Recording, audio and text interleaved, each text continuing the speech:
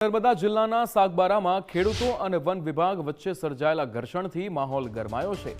ખોપી સહિત 12થી વધુ ગામના આદિવાસી ખેડૂતો પોતાની જમીનના હક માટે લડી રહ્યા છે, પરંતુ વન વિભાગ દ્વારા તેમને હેરાન કરવામાં આવતા હોવાના આક્ષેપો થઈ રહ્યા છે। ખેડૂતોનું કહેવું છે કે વન અધિકાર કાયદા હેઠળ અરજીઓ પેન્ડિંગ હોવા છતાં વન વિભાગની ટીમે એસઆરપી સાથે આવી ખેડૂતોને માર માર્યો છે। આ ગંભીર મુદ્દે નર્મદા ભાજપમાં પણ આંતરિક ખેંચતાણ અને રાજકારણ તેજ બન્યું છે। सांसद मनसुख वसावाए आ बाबते उच्च कक्षाए रजूआत करी होवानुं जणावी टूंक समयमां निकालनी खातरी आपी छे। તેમણે રાજકારણ ન રમી રહ્યા ખેડૂતોને ન્યાય અપાવવાની હિમાયત કરી છે। બીજી તરફ સ્થાનિક ખેડૂતોએ જો તાત્કાલિક ન્યાય નહીં મળે તો ઉગ્ર આંદોલનની ચીમકી પણ ઉચ્ચારી છે।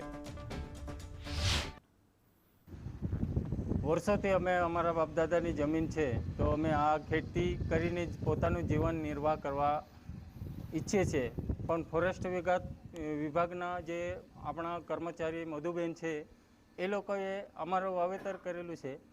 એ વાવેતરમાં દવા છંટકાર કરીને અમારો ઊભો પાક નાશ કર્યો છે અને તાત્કાલિક એ લોકોએ કાલે અમે એ લોકો સાથે રિક્વેસ્ટ કરી છતાં અમને બહાર કાઢવામાં આવ્યા। અમે બહાર નીકળીને આવતાની સાથે જ એ લોકોએ દવા છંટકાવી દીધો અને જીસીપી લાવીને અમારા ખેતરમાં ટેન્ચ ખોદાવી।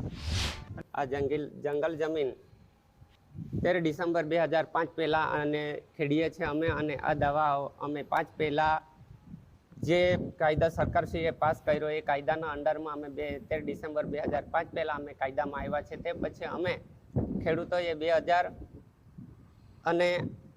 અને 2012માં જે કાયદો મંજૂર થયો એ પ્રમાણે અમે જે કંઈ અમારા લેખિત કાગળો આપવાના હતા એ અમે ઓકે કરેલા છે, અને બધા ખેડૂતોએ અમે વન અધિકાર સમિતિ ડોગરીપાડા ગામમાં અમે આ દાવા અરજીઓ રજૂ કરેલી છે।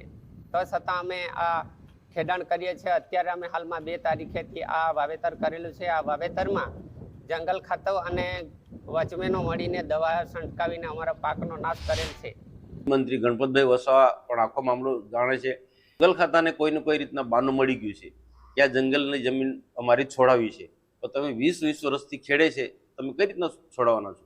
આટલી એક બાજુ અમે સમાધાનની વાત કરીએ છીએ, બીજી બાજુ જંગલ ખાતાના લોકો અમને જે આજે માહિતી મળી છે, ગઈકાલે પણ કેટલાક ખેડૂતોના ફોન આવ્યા અને આગેવાનોના ફોન આવ્યા। લીલાબેન વસાવા જે પાર્ટીના ઉપપ્રમુખ છે, જિલ્લા પંચાયતના માજી સભ્ય છે, એમને પણ ફોન આવ્યા કે એક બાજુ સમાધાનની વાત થાય છે, બીજી બાજુ જે વાવેતર કર્યું છે કેટલાક પાક ઉગી પણ ગયા છે તેના પર આ લોકો